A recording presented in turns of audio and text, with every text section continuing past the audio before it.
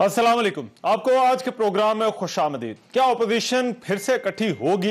Opposition leader Shahbaz शरीफ कोशिश कर रहे हैं कि हुकूमत के खिलाफ फिर से सफ बंदी की जाए। शहबाज शरीफ का आज ये कहना था कि अवाम दुश्मन बजट को मंजूर नहीं होने देंगे और उन्होंने पार्टी को हिदायत भी की कि प्री बजट सेमिनार करवाया जाए। इससे पहले आपको याद होगा उन्होंने अपोजिशन जमातों के रहनुमाओं को भी इस्लामाबाद में इसीलिए इशाया दिया था जिसमें इस बात पर गौर किया गया था कि बजट के हवाले से क्या हिकमत अमली और फिर पीडीएम को किस तरह से दोबारा मुतहरिक किया जाए। लेकिन इस इशाये के बाद भी जो बात है वो बनती नजर नहीं आ रही, क्योंकि नून लीग और पीपल्स पार्टी एक दूसरे के हवाले से बयानात वैसे ही दे रहे हैं जैसे पहले थे और इस मुलाकात ने इन रवैयों में कोई तब्दीली नहीं की। इस इशाये के बाद बिलावल भुट्टो जरदारी ने कहा कि पीपल्स पार्टी मरीम नवाज नहीं बल्कि जियालों को जवाब दे और पीडीएम के बारे में उनके मौक़िफ़ में कोई तब्दीली नहीं आई। आज सीनियर रहनुमा पाकिस्तान पीपल्स पार्टी राजा परवेज अशरफ ने भी कहा कि पीडीएम में लोग इज्तिमाई इस्तीफों की बात कर रहे थे और आज बजट पर हिकमत अमली तरतीब दे रहे हैं। फिर नून लीग के अपने अंदर भी इस इत्तेहाद के हवाले से कोई वाज़ेह अप्रोच नहीं है। शाहिद खान अब्बासी ने कहा कि पीपल्स पार्टी पहले शो कॉज नोटिस का जवाब दे, फिर वापसी पर बात होगी। मुस्लिम लीग नून के नायब सदर मरीम नवाज ने सोशल मीडिया पर शाहिद खान के मौक़िफ़ को एंडोर्स किया और एक मीडिया टॉक में कहा कि पीडीएम और मुस्लिम लीग नून का आज भी वही मौक़िफ़ है जो शाहिद खान अब्बासी ने कहा और उस पर कोई तब्दीली नहीं आई। लेकिन क्या ये अपोजिशन जमातें फिर से इकट्ठी हो सकती हैं? क्या ये जमातें बजट इजलास से पहले तो पार्लियामान के बाहर की बात होती थी, लेकिन अब पार्लियामान के अंदर की बात है कि क्या वहां हुकूमत को टफ टाइम दे सकती है? एक तो इस पर आज प्रोग्राम में बात होगी, लेकिन पाकिस्तान तहरीक इंसाफ के लिए बजट में मुश्किल सिर्फ अपोजिशन जमातों की ये सफबंदी की कोशिश नहीं, पार्टी के अंदर जो ग्रुप बंदी के मामलात हैं वो भी अभी तक हल तलब है। गुज़िश्ता रोज राजा रियाज ने यह दावा किया था कि जहांगीर तरीन को क्लीन चिट मिल गए, जिस पर बैरिस्टर अली जफर की तरदीद आ गई। फिर तहरीक इंसाफ में एक और हम ख्याल ग्रुप के हरकत में आने की भी इतला है और यह ग्रुप पार्टी के लिए बजट की मंजूरी और पंजाब हुकूमत के लिए क्या वहां पर कोई खतरा है, इस पर प्रोग्राम में बात होगी। बजट और फिर हुकूमती दावे कि मईशत में बेहतरी आ रही है, ये वो इश्यूज हैं जिन पर आज प्रोग्राम में जो है वो बात करनी। वेरी क्विक साथ आज की डिबेट मेहमान मौजूद है, तारुफ करा देता हूँ। अली नवाज अवान साहब पाकिस्तान तहरीक इंसाफ से इस्लामाबाद स्टूडियोज में मौजूद है, बहुत शुक्रिया अली भाई आपके वक्त का। जावेद अब्बासी साहब सेनेटर हैं, सीनियर रहनुमा मुस्लिम लीग नून के, वो हमें ज्वाइन कर रहे हैं। जावेद अब्बासी साहब थैंक यू सो मच। और नफीसा शाह साहबा सीनियर पार्लियामेंटेरियन पाकिस्तान पीपल्स पार्टी से, वो भी हमारे साथ आज की डिबेट पे जो है वो मौजूद होंगी। मैं अली भाई आपकी इजाजत से जरा जावेद अब्बासी साहब से जरा स्टार्ट करते हैं कि ये जो शहबाज शरीफ की जो कोशिश है और आज जो उन्होंने कहा है कि बजट जो है वो हमने मंजूर नहीं होने देना।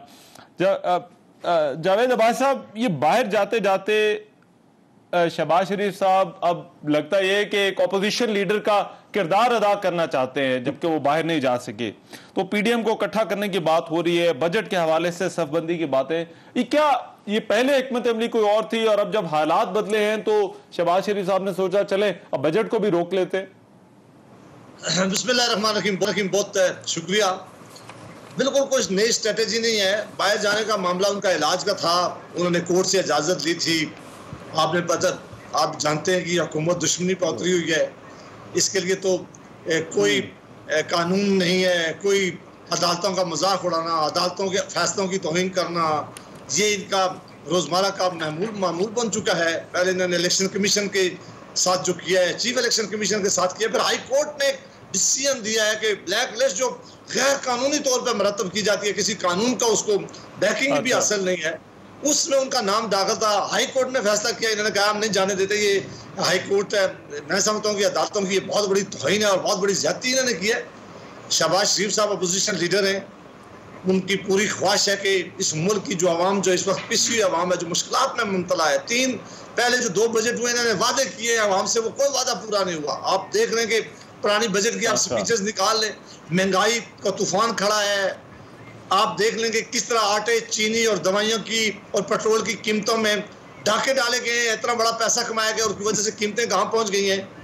3 या 4 वजीर खजाना हर बजट से पहले तब्दील करके एक नया वजीर खजाना बजट से 1 महीना पहले ले आते हैं। उसको क्या पता होता है कि पूरे साल में उसने क्या काम किया है। अभी नया वजीर खजाना बजट के पहले ये लेके आए और वो वजीर खजाना साहब आते हैं, उन्होंने कहा है कि हुकूमत की गलत पॉलिसी की वजह से हम IMF के पास जाए, हमने IMF की बातें मानी है। IMF ने हमें कहा है कि आप पेट्रोलियम की, बिजली और गैस की कीमतें बढ़ाएं, जो हमें कीमतें बढ़ाना पड़ी हैं।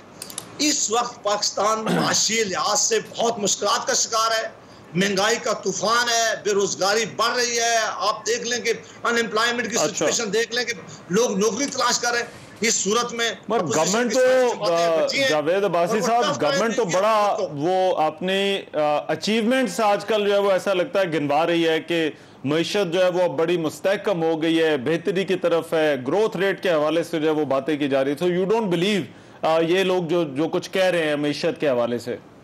बिल्कुल नहीं। आप अगर निकले हैं, आप आई एम श्योर कि आप अभी चित्राल की तरफ से होके आए, काश आप कहीं रास्ते में रोके होंगे। पूरे पाकिस्तान में आपके जो लोग हैं, जो जर्नलिस्ट हैं, जो आपके नुमाइंदे बैठे, उनसे पूछ लें, किसी एक शहर की हालत पूछ लें, किसी एक गांव, किसी एक मार्केट में अंदर आप चले जाएं, वो लोग जिन्होंने पीटीआई को सपोर्ट किए थे, वो बिजनेसमैन जो पीटीआई के बड़े सपोर्टर थे, वो आज रो रहे हैं। वो कह रहे हैं कि हम कहां जाएं, ना हमारी बेरोजगारी इतनी बढ़ गई, एक कोरोना की वजह से नहीं, अब तो ये कोरोना का सहारा लेंगे। कोरोना से पहले भी एक आदाद शुमार जो इन्होंने वादा किया हो कौम से, जो पहले आने से पहले किया हो, अपनी बजट में किया हो, कोई एक बड़ा प्रोजेक्ट शुरू किया हो, कोई मोटरवे बनाई हो, कोई इन्होंने कोई डैम बनाया, उस डैम के ऊपर भी आपने पता है कि इन्होंने एक चीफ जस्टिस को मिलाकर कितने पैसे इकट्ठे किए थे, वो अब चीफ जस्टिस साहब भी भागे हुए हैं, ये डैम का नाम नहीं दे रहे। मेरा नहीं ख्याल है कि एक बात इन्होंने बहुत तवातर से की है जो आपने कही है, वो ये किया है अपोजिशन को गाली दी है, अपोजिशन को चोर और डाकू कहा है, अपोजिशन को अंदर किया है, नैब को खूब अपोजिशन के खिलाफ इस्तेमाल किया है। लेकिन जो माशी काम करने वाला था, मुल्क को आगे ले जाने वाली बातें थी, इस मुल्क से गुर्बत खत्म करनी थी, उसमें कोई तवज्जो नहीं। हाँ, इनके कुछ लोगों ने आटे, चीनी और आपको ग्राउंड के ऊपर आपको लगता है कि ये सिर्फ गली बाती है और ग्राउंड के ऊपर आपको कोई चेंज नहीं नजर आ रही? मगर नफीसा शाह साहबा, ये देखें, आप लोगों के इख्तलाफात जो थे वो पार्लियामान से बाहर थे, इस्तीफों के हवाले से थे, जलसों के हवाले से, जो भी तहरीकों वाला मामला था। लेकिन ये रीच आउट अब किया जा रहा है आप लोगों को कि बजट के हवाले से कोई जॉइंट स्ट्रेटजी जो है वो बनाई जाए। क्या आप पीपल्स पार्टी इंटरेस्टेड होगी कि नून लीग के साथ मिले, बैठे, बजट पे गवर्नमेंट को जो है वो टफ टाइम जो है वो देने की कोशिश करे? देखें, पहले भी अगर गुज़िश्ता 2 साल आप देख लें या 3 साल, जब भी बजट का टाइम आता है तो पाकिस्तान पीपल्स पार्टी की ये कोशिश होती है कि सारी की सारी जमातें मिलकर एक हिकमत अमली के ऊपर बजट में एक हिकमत अमली हो और बजट को डिफीट किया जाए, अवाम दुश्मन बजट को डिफीट किया जाए।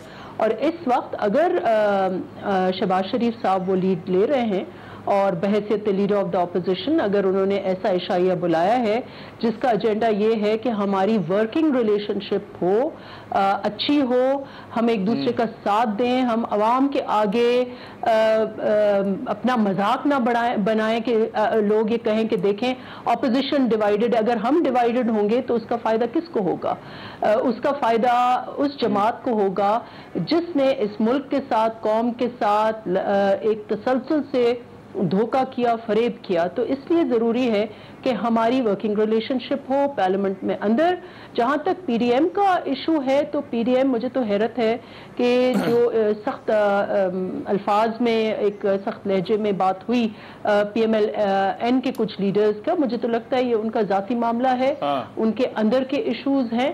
पीडीएम के लिए कोई भी पीपल्स पार्टी ने न दरखास्त दी है, न हमने कोई कोशिश की है। हमारा क्या पीडीएम वाले मामले को, नफीसा साहबा, क्या पीडीएम वाले मामले को, मेरी तरह गुजारिश सुने, मैं एक चीज की क्लैरिटी चाहता हूं, क्या पीडीएम वाले मामले को और बजट के हवाले से वर्किंग रिलेशनशिप जो है, क्या इन दोनों चीजों को अलग करके पीपल्स पार्टी जो है वो देख सकती है? बिल्कुल बिल्कुल, क्योंकि पीडीएम का मामला तो जो जहां हमारी सीसी का फैसला था उसके बाद पीडीएम के इश्यूज, पीडीएम खुद एक सस्पेंडेड है। हमारा मौक़िफ़ ये है कि शो कॉज नोटिस का पीडीएम के कोई कवानीन, कोई ज़ाब्ता अखलाक नहीं बना। हमारा महज एक कोएलिशन था जिसके ऑब्जेक्टिव्स ये थे कि इस हुकूमत की गैर आइनी, गैर जमहूरी पॉलिसियाँ, इदारों पर हमले, जुडिशरी पर हमले, आज़ादी इजहार, आज़ादी सहाफ़त पर हमले और प्रेसिडेंशियल ऑफिस को मुतनाज़ा बनाना, पार्लियामेंट को बिल्कुल जैसे इनफेक्टिव बनाना, इन सारी चीज़ों के ऊपर एक ये प्रोटेस्ट था, एक आवाज़ उठनी थी और किस हद तक वो कामयाबी हुई है। लेकिन आगे अगर जाना है तो एक दूसरे के रिस्पेक्ट से जाना होगा। जो शोकॉज था उसका कोई जवाब नहीं था। वो शोकॉज हुकूमत जो PMLN है उसको वापस लेना है। हमारा ये मौक़िफ़ है।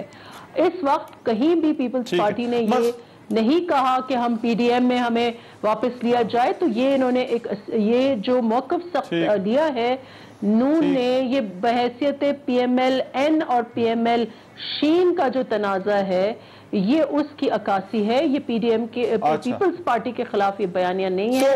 वो शो कॉज नोटिस वाला अलग चीज है, बट आप इन दोनों चीजों को जरा डिफरेंट करके जो है वो देख रही। मैं अली नवाज अवान साहब, ये देखिए दो चीजें हैं। अब एक तो वो मैशत में बेहतरी के दावे, वो he does not believe you Javed भाई साहब, उस पर जरा बाद में आते हैं। लेकिन ये मुमकिनात में जरूर है, एक हाइपोथेसिस है कि सफबंदी हो सकती है। डू यू थिंक कि ये पार्लियामेंट के अंदर सारी ऑपोजिशन आपके खिलाफ इकट्ठी हो जाए, बजट आपके लिए मसला हो जाएगा? आपने बड़ी अच्छी तरह इंट्रो दिया था, फिर ग्रीन ग्रुप भी है, उन्होंने बड़ा अच्छा इंट्रो दिया। आपने कहा कि शहबाज शरीफ को बाहर नहीं जाने दिया इसलिए वो नाराज हैं और इसलिए वो कह रहे हैं कि मैं बजट था। अच्छा चले मैं दोबारा रिपीट कर देता हूँ। चले जी, मैं ये कह रहा हूँ, ठीक है जी, कि शहबाज शरीफ साहब को बाहर नहीं जाने दिया गया इसलिए वो पाकिस्तान दुश्मनी में कह रहे हैं कि मैं पाकिस्तान का जो बजट पास हो रहा है वो पास नहीं होने दूंगा। ठीक है, ये आइए, तो वो जो मर्जी कर लें, ये पहले भी कोशिश करते रहे और पहले भी जितने बुलंद बाग दावे करते रहे कि हमारे पे इतने नंबर्स हैं, इतने ग्रुप्स हैं, हमेशा जो पिछला बजट पास हुआ है, अगर आप देखें, अगर पहली दफा 10 बंदों से पास हुआ था, अगली दफा 20 पर थे, उससे अगली दफा 40, लास्ट टाइम 40 थे ज्यादा एक्सेस में जो हमारे वोट पड़े। तो ये तो हमारे लिए मसला नहीं है, इन दोनों का अपना पर्सनल मैटर है।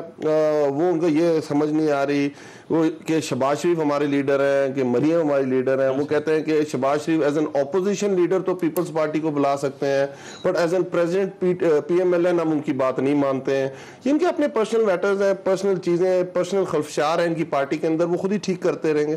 शहबाज शरीफ ऑपोजिशन लीडर तो वो जाहिर बात है पीपल्स पार्टी भी उनको मानती है, तो ऑपोजिशन नहीं, पीपल्स पार्टी तो कहती है हम बाकी नून को सीरियस नहीं लेते, हम तो हमजा को लेते हैं और शहबाज शरीफ को सीरियस। नून लीग ये कहती है कि हम शहबाज शरीफ को सीरियस नहीं लेते और हम हमजा को सीरियस नहीं लेते।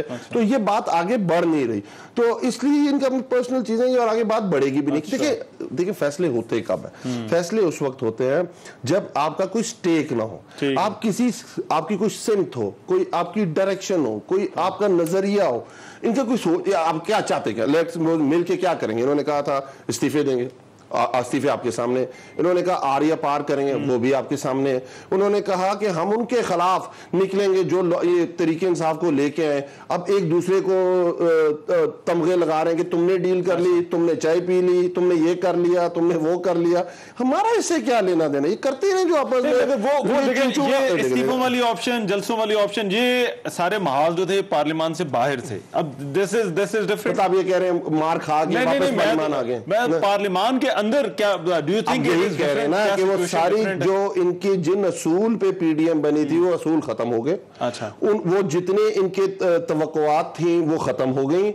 इन्होंने डंडे खाए, टमाटर खाए और वापस पार्लियामान आ गए। अब पार्लियामान में आके कहते हैं कि हम अच्छी सियासत करेंगे, पार्लियामानी सियासत करेंगे, और पार्लियामानी सियासत में आके हम बजट नहीं पास होने दे। तो हमने कहा ये इनकी खामख्याली है। अच्छा। और कहते हैं मैदान भी हाजिर है, घोड़ा भी हाजिर है, आए कोशिश करके देखें। लेकिन हुकूमती दावों पर मुझे पता है आपने बातें बहुत सारी करनी, मैं ब्रेक के बाद आके आपसे शुरू करूंगा क्योंकि ये पॉइंट इंपॉर्टेंट है। राजा परवेज अशरफ ने भी कहा कि उन्होंने कहा कि इस्तीफों की बातें करते करते अब वो बजट को रोकने की हिकमत अमली जो है बनाई जा रही। तो ये स्ट्रैटेजी जो है वो क्या वाकई ऑपोजिशन की सियासत जो है बदल चुकी है? मैं एक ले रो ब्रेक के बाद वापस आ रहा हूं। ब्रेक के बाद प्रोग्राम में एक मरतबा फिर से खुशामदीद। अली नवाज अवान साहब, ब्रेक पर जाना पड़ गया था। आप बात कर रहे थे कि ये जो बजट है, अब ऑपोजिशन तो इसको पहले अवाम दुश्मन जो है वो बजट कह रही है, बट गवर्नमेंट के जो ये जो दावे हैं को बड़ा शक की नजर से जो है वो देखा जा रहा है। अच्छा, मैं थोड़ी बात जावेद साहब ने भी की और उन्होंने वो एक ही फ्लो में सारी चीजें कह दी कि डैम नहीं बन रहे। इस वक्त पाकिस्तान के अंदर 10 हाइडल डैम्स बन रहे हैं। पहली दफा हाइडल डैम्स को कोई अहमियत दी है, वरना तो आपको पता IPP बेस्ड सारी चीजें की गई थी। उसके बाद इन्होंने कहा मोटरवे, तो सवाद मोटरवे हम जब ऑपोजिशन में थे और KP गवर्नमेंट में थे उस वक्त हमने बनाई थी। अल्हम्दुलिल्लाह कल आपने अखबारों में पढ़ा होगा कि सक्खर हैदराबाद मोटरवे के टेंडर्स हो गए। आपने पढ़ा होगा कि जो खारियां तक मोटरवे मोटरवे आ रही है उसको जो एक्सटेंड की गई है, उसके टेंडर्स हो गए पीपीपी मोड के अंदर। तो मेरा ख्याल है वो शायद अखबार पढ़ना बहुत जरूरी होता है, ये इन्फॉर्मेशन लेना बहुत जरूरी था, उसके बगैर करें तो गलत हो जाता है। फिर वो कहते हैं कि कोर्टों को गालियां देते हैं, क्या कौन रही है नून लीग। मुझे इन पे बड़ी हंसी आती है अल्लाह की कसम। कहते आपने सुप्रीम कोर्ट के जजों को तो कहते हैं ये बोत है, इन्हें बाहर निकाल के नवाज शरीफ पाश कर दो। जेआईटी के तो इतनी मोहब्बत से पेश आए, जेआईटी के साथ तो आप सोच नहीं सकते, लोगों की आंखों में आंसू गए, इतने बेचारे इतने अच्छी तरह शफकत से पेश आए। हाई कोर्ट का वो वाला फैसला इनके लिए बड़ा मुकद्दम है जिसमें हाई कोर्ट ने कहा कि आप बाहर चले जाएं। जब हाई कोर्ट इस्लामाबाद कहती है कि ये भगोड़े हैं नवाज शरीफ, इनको वापस लेके आओ, तो वो कहते हैं ये हमारा काम नहीं है। ये देखिए ये ड्यूल पॉलिसी, अगर आपको एहतराम करना है तो एज ऑल पूरा करें, अगर एहतराम नहीं करना तो बता दें। आपको कोर्ट आपको साकिब निसार बुरा लगता है पर आपको जस्टिस रफीक तारड़ अच्छा लगता है, आपको बाकी जज बुरे लगते हैं, आपको सईदुज़्ज़मान सिद्दीकी अच्छा लगता है, आपको बाकी जज बुरे लगते हैं, आपको अपने मलिक कयूम साहब अच्छे लगते हैं, वो आपकी चॉइस है, पर वो दूसरों के ऊपर तो नहीं थोपी जा सकती ना, वो गलत हो जाता है। फिर आपने बड़ी अच्छी बात की। अब देखिए अब कुछ लोगों को ना बर्दाश्त ही नहीं हो रहा कि पाकिस्तान चेंज हो रहा है, क्योंकि ये जिस तरह इन्होंने पाकिस्तान चलाया उस तरह पाकिस्तान नहीं, पाकिस्तान एक प्रॉपर सिमत की तरफ बढ़ रहा है, सस्टेनेबल ग्रोथ की तरफ बढ़ रहा है। जो अभी एस्टिमेट्स आए हैं, जो एनईसी जो अभी नेशनल अकाउंट कमेटी ने अभी दिए हैं कि हमारी 3.94 ग्रोथ होगी इंशाल्लाह ताला, जो 10 महीनों का एस्टिमेट आया, मेरे अपने जो मैंने अपनी वर्किंग की है, मेरा ख्याल है 4 to 5% के बीच में होगी। ये किस वक्त हुई है? देखें जब कोविड दुनिया में एम्बिशियस ग्रोथ रेट 4.5% कॉन्ट्रैक्ट हुई है पूरी दुनिया की, पूरी दुनिया की डिमांड जो इकोनॉमी कॉन्ट्रैक्ट, इसका क्या मतलब हुआ? Around 34 trillion dollar wipe out हो गया दुनिया की इकोनॉमी, उसमें आप 0.4 से 4.5 तक गए हैं। क्या आपको क्या लगता है, क्या सेक्टर ऐसा काम कर रहा है? देखा आपकी जो इसमें बड़ा इजी है, इसमें कोई रॉकेट साइंस नहीं है कि आपने कोई गवर्नमेंट का अंदाजा है ना, तो जहरी बात है। यही कह रहा हूं ना, इसाकदार की तरफ फजिंग नहीं कर रहे कि आपने रिफंड रोके, फिजिकल डेफिसिट कम शो किया और आईएमएफ को बता दिया था हमारे तो बड़ा जबरदस्त हम काम कर रहे हैं। इस तरह नहीं है। आपके एक्सपोर्ट्स के नंबर आज के नहीं आ रहे, हर महीने के आते हैं। रिमिटेंस के नंबर आज के नहीं आ रहे, हर महीने के आ रहे हैं। ऑटोमोबाइल सेक्टर के फिगर्स आपके आज के नहीं आ रहे, हर महीने के आ रहे हैं। आपके कंस्ट्रक्शन इंडस्ट्री, स्टील इंडस्ट्री, जितनी उनके फिगर्स आज के नहीं आ रहे। आपकी टेक्सटाइल जो आपकी एक्सपोर्ट्स है वो आपकी 13.5% से उठ रही है। आपकी जो ऑटोमोबाइल इंडस्ट्री है वो 44% से उठ रही है। Same like steel, same like automobile, ये सारी इंडस्ट्रीज वो हैं जो एज अ होल उठ रही हैं और दुनिया इस चीज को रिकॉग्नाइज कर रही है। दुनिया जब ये लोग गए थे, हमारी जो रिमिटेंसेस थी वो 18 अरब डॉलर थी, आज पाकिस्तान की रिमिटेंसेस 28 अरब डॉलर पे लॉक होंगी। हमारी जो एक्सपोर्ट्स हैं जो नून लीग छोड़ के गई थी, सुने आखिरी साल 2018 में 23.5 अरब पे छोड़ के डॉलर पे छोड़ के गई थी। इस साल इंशाल्लाह ताला 25 से 25.5 अरब डॉलर की हम एक्सपोर्ट लेके जाएंगे। 2 अरब डॉलर का वहां, 10 अरब डॉलर हम रिमिटेंसेस में ज्यादा ला रहे हैं। हमारी जो एक्सपोर्ट हो रही है वो ज्यादा हो रही है, हमारी रिमिटेंसेस वो हो रही है, इंडस्ट्री हमारी उठ रही है। एग्रीकल्चर पे आ जाए, एग्रीकल्चर में आपकी 4 बेहतर परफॉर्म कर रहे हैं। एग्रीकल्चर में बता देता हूं। एग्रीकल्चर में आपकी 4 मेन क्रॉप्स होती हैं, मतलब जिसमें गंदम है, जिसमें व्हीट है, गंदम है, जिसमें शुगर केन है, जिसमें राइस है और जिसमें कॉटन है। एक के अलावा तीनों क्रॉप्स बम्पर क्रॉप्स आई हैं, तीनों क्रॉप बम्पर क्रॉप। हम नहीं कह रहे, देखिए सिंध में नफीसा शाह साहबा की गवर्नमेंट है, सुने गवर्नमेंट इनकी है, ये ministry of bureau of statistics जो है, इसकी जो आईज एंड एयर्स होते हैं, इसके अपने ब्यूरोज होते हैं, वो प्रोविंशियल गवर्नमेंट्स के। ये डाटा फूड वालों ने इकट्ठा करके सिंध से दिया कि हमारी इतनी व्हीट हुई है, इतनी हमारी कॉटन हुई है। केपी वालों के अभी नंबर्स नहीं आए, that's why I am saying कि आपके देखें, बट ये जो इकोनॉमी की जो पिक्चर है, मुझे पूरी बात वो तो हर तरफ करेंगे ना। मैं लार्ज स्केल मैन्युफैक्चरिंग है, 9.57% से आपकी जा रही है। स्मॉल मीडियम इंटरप्राइजेज है, आपके डिपॉजिट 10% से बढ़ रहे हैं। आपकी इंपोर्ट जो 20 अरब डॉलर का करंट अकाउंट डेफिसिट था वो अब सरप्लस है। आपने 20 अरब डॉलर, मैं इस तरह कहता हूं, रहमान आपकी दुकान है और मैं आपसे हमेशा उधार लेता रहा हूं। पहली दफा यह है कि मैंने आपको पैसे देने नहीं, पैसे लेने हैं। ये है करंट अकाउंट से पूछ लेना। तो ये लोग और ये वासी साहब, ये टॉपिक क्योंकि ये आपने छेड़ा था, मेरा ख्याल है अली भाई ने उस पर सेक्टर वाइज जो है वो चीजें आपको गुनवा दी हैं और एहसास प्रोग्राम दुनिया ने रिकॉग्नाइज किया है। ये चौथे नंबर पे वर्ल्ड बैंक ने कहा कि सोशल सेफ्टी नेट, उनका कहना है कि इकोनॉमी तो ठीक हो गई है, जबरदस्त। आप जो है वो इसी बजट को जो है वो रोकना चाहते हैं, इसे अवाम दुश्मन जो है वो करार दे रहे हैं। सर एक तो अली नवाज साहब ये जिस पिक्चर दिखा रहे हैं, ये पता नहीं किस मुल्क की बात कर रहे हैं। इनको कहें कि मेहरबानी करके अगर इस्लामाबाद के इलाकों में नहीं जाते तो किसी और इलाके में जाके एक दफा बाहर लोगों की पोजीशन तो देखें, लोगों से पूछें। ये फिगर है, हमने ये कर लिया, एक्सपोर्ट ये हो गई है, फॉरेन रिजर्व ये हो गए। भाई मेरी मेहरबानी करो, 200 से 300% आपने चीजें महंगाई की हुई है, उनमें क्या कोई कमी आई है? कोई पेट्रोल, आज प्याज का क्या रेट है, आ गई है, आज आलू का क्या रेट है, आज टमाटर का क्या रेट है, ये मुझे बता दें। सुन तो ले, महंगाई हुई ना, इन 3 चीजों में महंगाई हुई होगी, बता दें क्या है। सुन तो ले जरा। अच्छा बोले। अच्छा जी, आप यहाँ बाहर निकल के आप जो दवाइयों की कीमतें में आपने महंगाई की है, जो रोजमर्रा की चीजों में महंगाई की है, वो ये कहाँ शुगर की प्राइस कहाँ से आपने उठाई और कहाँ पर आपने पहुंचा दी है। पाकिस्तान के लोगों को इसमें कोई तल्लुक नहीं है कि फॉरेन रिजर्व आपके कितने पड़े हुए, इससे भी कोई तल्लुक नहीं है। ये एक्सपोर्ट और इंपोर्ट आपने क्या कर लिया है। लोग ये पूछ रहे हैं कि इमरान खान साहब कहा करते थे कि जब मुल्क में महंगाई होती है तो उस वक्त हुक्मरान जो है वो चोरी करते हैं, हुक्मरान मुल्क का पैसा लूटते हैं, हुक्मरान जो है वो करप्ट होते हैं। ये मैं नहीं कह रहा, मैं किसी पे इल्जाम नहीं लगाता। ये बातें इमरान खान साहब कहा करते थे। पाकिस्तान की तारीख में इतनी महंगाई किसी हुकूमत ने 2.5 सालों में नहीं की है जितनी आपने की है। किसी एक सेक्टर में आपने कर लेंगे, आपने बेहतरी की हो। और ये मैं नहीं कह रहा, आपके फाइनेंस अभी जो मिनिस्टर आए हैं, जो 2 हफ्ते पता नहीं रहते हैं, 3 हफ्ते रहते हैं, पता नहीं वो कितना अर्सा आप उनको रखते हैं। 3 फाइनेंस मिनिस्टर आपने चेंज किया और जिसको भी आपने तब्दील किया, आपने एक ही एलिगेशन उस पर लगाया। वो मगर भाई साहब, ये जो हुकूमत नंबर दे रही है, हुकूमत नंबर दे रही है, क्या ये फिर गलत नंबर है? बिल्कुल, मैं कहता हूं कि ये सबसे बेहतरीन तरीका यह है कि कॉमन मैन को क्या फायदा होगा। क्या महंगाई में कमी आई है? क्या में आज चीजें सस्ती हो गई हैं? क्या जो चीनी, आटे और इन्होंने कहा था कि दवाइयों की कीमतों में अरबों रुपए का घपला हुआ है, किसी आदमी के खिलाफ कोई एक्शन हुआ है, उसकी वजह से कुछ चीजें सस्ती हो गई हैं, इससे कोई मटेरियल नहीं है, इससे कोई फर्क नहीं पड़ रहा है। जो ये बातें सुना रहे हैं, पाकिस्तान की आवाम को कोई किसी एक सेक्टर में अगर इन्होंने रिलीफ दिया हो या फिर कोई बहुत बड़ा प्रोजेक्ट ये शुरू करते और कहते कि हमने वो पैसा चूंकि उधर लगाया हुआ है, ये सारी वो बातें थी। मसला क्या था? जब ये हुकूमत में आए थे, इन्होंने कहा कि सारी दुनिया का इन्वेस्टर हमारे पास आएगा। इन्होंने कहा कि असद उमर जैसा फाइनेंस मिनिस्टर है कि मुल्क की इकानमी जो है टर्न अराउंड कर देगा और चीजें ठीक कर देगा। उसी असद उमर के साथ फिर इन्होंने क्या शुरू किया है, उसके बारे में इन्होंने क्या अल्फाज इस्तेमाल किए। उसके बाद फिर हफीज शेख को लेके आए। इन्होंने वज़ीर आज़म साहब ने कहा कि हफीज शेख जो है वो इकानमी को समझता है, वो सबसे बेहतर हमारे मुल्क की इकानमी चलाएगा, गुर्बत का खात्मा करेगा, बेरोजगारी का खात्मा करेगा। क्या मगर ये जो देखिए, अब डिबेट जो है वो डिबेट देखिए, हुकूमत एक तरफ नंबर्स दे रही है। मैं 1 मिनट अगर मुझे दे, मैं ये नफीसा शाह साहब से पूछ लेता। 1 मिनट जरा नफीसा शाह साहब से पूछ लेंगे। और बासी साहब का आर्गुमेंट ये है कि कॉमन मैन तक आप इसको नैरो डाउन कर दें। एक मिनट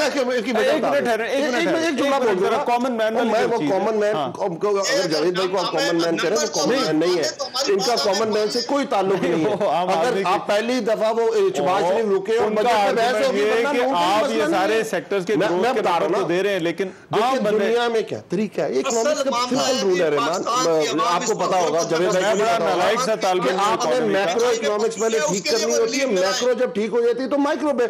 इन्होंने माइक्रो की तबाही पेरी रखी है। $105 को रखा, मिफ्ता ने आके कहा कि सागडार की पॉलिसीज गलत है। मैंने कहा, उन्होंने कहा टाइटैनिक है पाकिस्तान और किसी वक्त भी जाके ये डूब सकता है। मैं नहीं कह रहा, मिफ्ता कह रहा है, ये कह रहा है कश्ती में छेद हो गया पाकिस्तान। 2 चीजें होंगी, एक तो नफीसा शाह साहब हुकूमत के नंबर हैं डिफरेंट ये सेक्टर्स के अंदर ग्रोथ के, पाकिस्तान के लोगों से पूछेंगे और दूसरी तरफ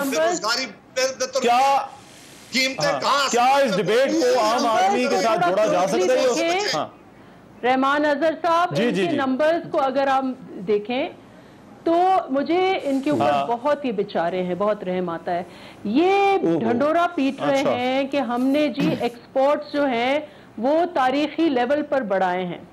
आपको इल्म होगा, इनको शायद इनकी शॉर्ट मेमोरीज हैं कि 10 साल पहले 2012 में जब आउटगोइंग जो गवर्नमेंट थी, हमारे एक्सपोर्ट्स $25 अरब तक पहुंचे थे। इनको 10 साल अभी, और ये 3 साल के बाद उसी फिगर पर आए हैं जहां पीपल्स पार्टी ने ये मुल्क छोड़ा था, और ये कह रहे हैं कि ये तब्दीली है और ये कह रहे हैं कि ये नया पाकिस्तान है। फिर आपने देखा होगा कि पिछले हफ्ते खान साहब ने जाकर 2000 फ्लैट्स की चाबियां जो हैं वो बांटी हैं। आपको शायद पता है इनकी शॉर्ट मेमोरी है, या फिर ये जो इनकी जो एक फ्रॉडुलेंट पॉलिसी है, हो सकता है उसका ये अक्स हो कि वो मंसूबा पीपल्स पार्टी 10 साल पहले दे चुकी है और वो मुफ्त में मजदूरों के लिए वो फ्लैट्स थे। इन्होंने 26 लाख में पीपल्स पार्टी की फ्लैगशिप स्कीम पर अपनी तख्तियां चलाई हैं और फिर वो 26 लाख में दिए हैं और वो ये कहते हैं कि जी ये नया पाकिस्तान है, ये तब्दीली है, ये हमारा काम है। आइए एहसास प्रोग्राम क्या है? ये एहसास प्रोग्राम अगेन दगा है, झूठ है, ढोंग है। Benazir income support programme base programme है, तारीख का पाकिस्तान का सबसे बड़ा सोशल सिक्योरिटी नेट है। इस प्रोग्राम को नून लीग कुछ मुस्तहकीन उन्होंने बढ़ाए, कुछ मुस्तहकीन इन्होंने बढ़ाए, लेकिन programme by law Benazir income support programme है। अब इसका उन्होंने भेस बदल के इसको एहसास के अगेन पीपल्स पार्टी का तो ये जो दूसरे सेक्टर्स की नफीसा शाह साहब ये जो बात कर रहे हैं, देखिए एक आर्गुमेंट ये है गंदम में कि सस्टेनेबल ग्रोथ की तरफ हम चलेंगे। हम लोग गंदम में ने कोई ग्रोथ नहीं है, हम लोग गंदम में खुद कफील हो गए थे। जब पीपल्स पार्टी आई थी गंदम शॉर्ट था, मुल्क बैंकरप्ट हो रहा था। हमने मुल्क को गंदम में खुद कफील किया और सरप्लस किया इसकी। इसी तरीके से चीनी, बाकी कमोडिटीज भी, कॉटन भी, टेक्सटाइल सेक्टर ने भी तरक्की की। इन्होंने मुल्क का यह हशर किया है। पाकिस्तान एक ज़रई मुल्क है, यहाँ हमारी गंदम शॉर्ट है, ये पता नहीं कितने मेट्रिक टन एक बार फिर ये इंपोर्ट करने जा रहे हैं, इनसे पूछें। और फिर शुगर में हम लोग शॉर्ट हो गए, कॉटन यार्न यहाँ अवेलेबल नहीं है। किस चीज का क्रेडिट ले रहे हैं कि 10 साल पहले जो पीपल्स पार्टी करके गई है, 10 साल पहले की पोजीशन में हमें पहुंचाए, वो तालियां और बगल और ढंडोरे पीट रहे हैं। What is this credit for? ठीक है, ये अली नवाज अवान साहब, ये चीज़ों का आपने जवाब देना है, लेकिन आपके लिए एक बड़ी मुश्किल जो है वो जहांगीर तरीन ग्रुप के साथ आपके मामला, जब मैंने पार्लियामेंट के अंदर की बात की उस पर भी जरा पूछेंगे। मैं एक ब्रेक ले रहा हूँ, ब्रेक के साथ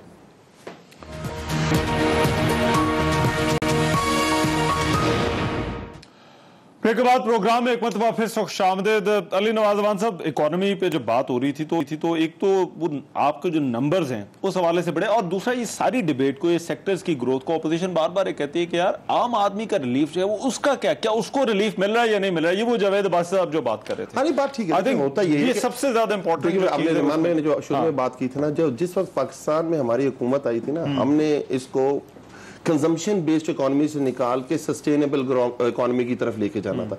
हमारा सारा इन्हिसार ही कंजम्पशन बेस्ड इकोनॉमी, तो हर चीज बाहर से आ रही है, हर चीज बाहर। तो 60 अरब डॉलर जिसका ट्रेड चला गया हो, मतलब जिसकी इंपोर्ट लेवल चला गया हो, तो सोचे ना उस मुल्क का क्या असर होगा। अपनी सारी मैन्युफैक्चरिंग खत्म हो गई हुई थी, स्मॉल मीडियम इंटरप्राइज, लास्ट महंगाई का तो हमने जो महंगाई हुई, मैं आपको बताऊं महंगाई हुई, लाजमी हुई। हम यही कह रहे हैं, जब हम अपने मैक्रो इकोनॉमिक्स ठीक करते हैं, बड़े चीजें ठीक करते हैं, तो उसका ट्रिकल डाउन इफेक्ट आएगा और इंशाल्लाह ताला। तो आप ये कह रहे हैं कि हमने ऊपर चीजें ठीक कर ली हैं, अब नीचे जो है वो जो कह रहे थे हम 10 साल बाद हमारी बात, तो दुआ करते हैं हम कभी भी। अच्छा मैं पहुंच रहा हूं, मैंने आपको पहले कहा था मेरी बात में ना बोलिए, मैं अभी बता रहा हूं कहां से क्या आ रहा है। अच्छा अब शुक्र है हम कभी भी पीपल्स पार्टी के लेवल पे ना जाएं। अब जब इनकी गवर्नमेंट आई थी ना 10 रुपए का आटा था, और जब गई थी ना 40 रुपए का आटा था। जब इनकी गवर्नमेंट आई थी ना 2 रुपए 33 पैसे का यूनिट था। जब इनकी गवर्नमेंट गई थी ना 9 रुपए 37 पैसे का यूनिट था। जब इनकी गवर्नमेंट आई थी ना 60 रुपए का डॉलर था। जब इनकी गवर्नमेंट गई थी ना 98 रुपए का डॉलर था। जब इनकी गवर्नमेंट आई थी महंगाई 5% पे थी। जब इनकी गवर्नमेंट गई थी 22% पे थी। अभी कह रही है हमारे बहुत जबरदस्त हेल्थ सर्विस, पूरे सिंध के अंदर there is no government ambulance available. Pakistan के बाकी सूबों में आपको 1122 नजर आती है, there is no ambulance in whole Sindh. गंदम की बात कर रही थी, गंदम 7 अरब रुपए की, सुने 7 अरब रुपए की गंदम चोरी होती है। अच्छा। 20 अरब रुपए का बारदाना चोरी होता है। 4 साल पुरानी गंदम जो चूहों को खिलाते हैं वो सिंध की अवाम को ये खिलाते हैं। और ये बात करें गंदम की, उसके बाद कराची के अंदर पानी नहीं है, आपको सिर्फ हाइड्रेंट्स के ऊपर पानी मिलता है। K4 मंसूबा फेडरल गवर्नमेंट सपोर्ट करके इनका बना रही है। There is no transport service. अभी आपकी सुनता जाए इतने खुश हुआ। There is no transport service in Sindh. अब भी जो ग्रीन लाइन बन रही है वो फेडरल गवर्नमेंट की उससे बन रही है। इश्यूज पे बात करते हैं। नहीं, अब देखिए आपकी इकोनॉमी की जो परफॉर्मेंस यार, ये देखिए अभी बड़ी गलत बात की इन्होंने।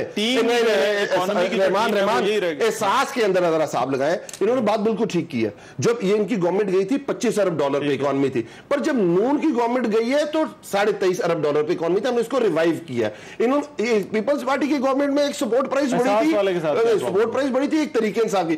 काश्तकार को फायदा या पीपल्स पार्टी की गवर्नमेंट में मिला है या तरीके इंसाफ की, नून की गवर्नमेंट में नहीं मिला।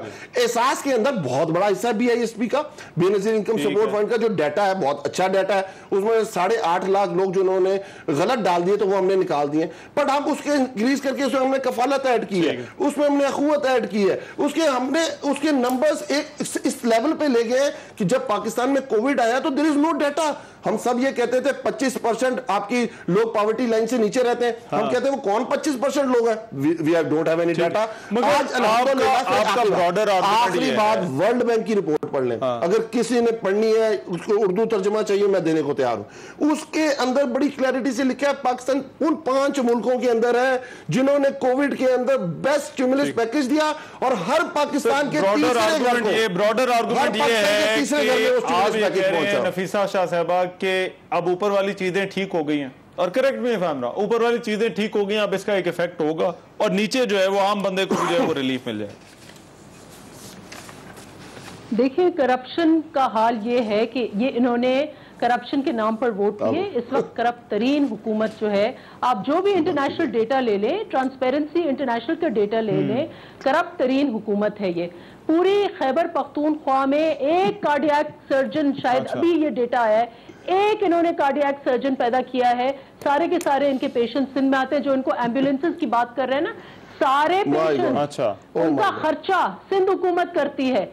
एक इनकी जितने भी कार्डियक पेशेंट्स हैं, मैंने पता नहीं कितनों को इधर एडमिट कराया है, बिकॉज दे हैव पूरा इन्होंने एक पता नहीं कोई MTI सिस्टम लेकर पूरा का पूरा हेल्थ निज़ाम उन्होंने जो है वो तहस से नहस कर दिया है। इनकी ये परफॉर्मेंस की ये हाल है, करप्शन की इनकी ये हाल है कि इन्होंने खैबर पख्तूनख्वा में फर्स्ट टाइम इन्होंने जो इनका एहतसाब ब्यूरो था वो खत्म कर दिया।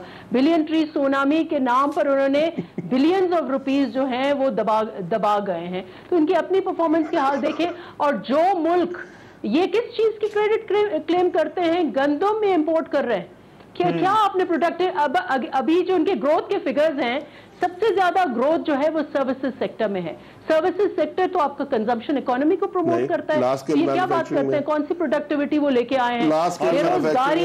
और ये ज्यादा सबसे बड़ा झूठ उनको पूछें कि ये जो उन्होंने उसका तो जवाब देना, ये जो नया पाकिस्तान का ये जो डोंग और फ्रॉड उन्होंने किया है, कितने घर बना लिए आपने, कितने लोगों को नौकरियां दे दी हैं, 1 करोड़ नौकरियां आनी थी, कहां गई हैं वो नौकरियां? सो दे हैव नथिंग टू से फॉर देम। सारा रुख इनका सिंध के ऊपर है। सिंध को इन्होंने दिया क्या है? तो नफीसा शाह साहबा, पीपल्स पार्टी सिंध को 3 साल में क्या दिया है? चले कराची को क्या दिया है? इनसे पूछें 1100 अरब का पैकेज कहां गया, कहां दबा दिए? ऑडिट जो 1200 अरब का कोविड का पैकेज था वो भी ये घर लेके गए।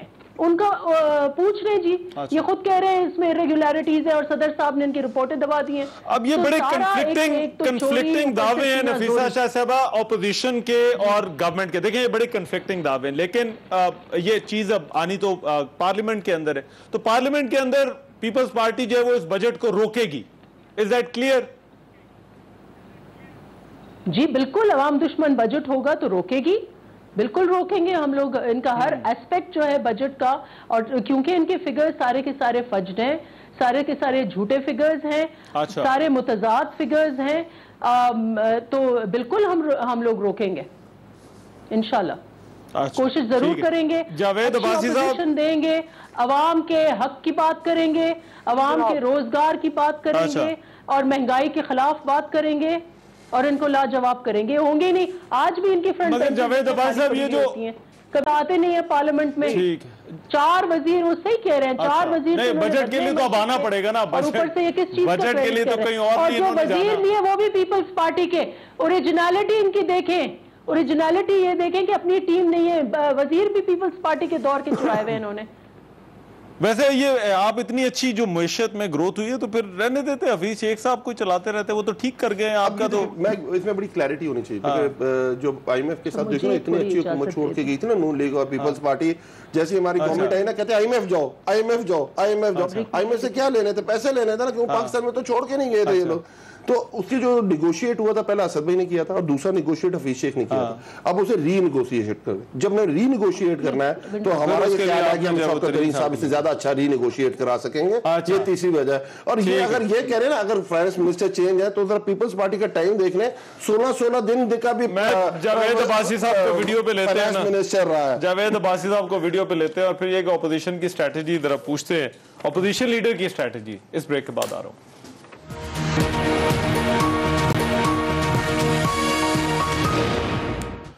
ब्रेक के बाद प्रोग्राम में एक मरतबा फिर से खुशामदीद। बहस को सीमेंट है। जावेद अब्बासी साहब, क्या अपोजिशन इस बजट को रोकने के लिए कुछ कर सकती है? और उसमें एक एडेड जो अभी अपोजिशन के पास जिसको फायदा हो सकता है वो ये तरीन ग्रुप वाला मामला है, तो क्या आपको लगता है कि इस बजट को रोका जा सकता है? देखें जी, हम किसी तौर पर भी प्रोसीडिंग को या बजट को, पहले तो 3 बजट जो आए तो हैं, हमने रोकने की कोशिश नहीं की, लेकिन हमने इनको कहा बजट में कि जो आपने इस कौम से वादे किए थे, आपने कहा था कि महंगाई में कमी करेंगे, ठीक है, बेरोजगारी में कमी आएगी, आपने कहा था कि नौकरियां देंगे, आपने कहा था कि डेवलपमेंट काम इस मुल्क के अंदर होंगे। आप चूंकि फाइनेंस मिनिस्टर जब तब्दील करते हैं, वो जाने वाला हर फाइनेंस मिनिस्टर यही कह आप इसलिए निकालते हैं कि वो बजट देने में नाकाम हो गया है, गुर्बत मिटाने में नाकाम हो गया है, महंगाई को खत्म करने में नाकाम हो गया है। और जिस तरह अभी आपके फाइनेंस मिनिस्टर ने कहा है कि अगर ये IMF के साथ ये मायदे ना करते तो इसकी वजह से कभी इतनी महंगाई ना होती, इतनी कीमतें ना बढ़ती।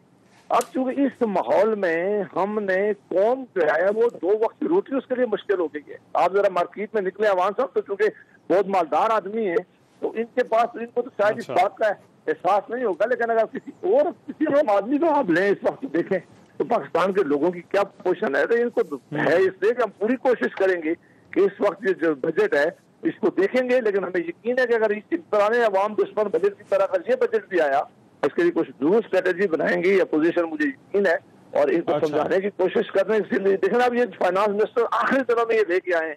पहले इन्होंने हफीज शेख को जब निकाला तो क्या एलिगेशन दिए, असद उमर को निकाला तो क्या एलिगेशन दिए, और ये फाइनेंस मिनिस्टर भी मांग के लाए, कुछ दिनों के लिए आया है।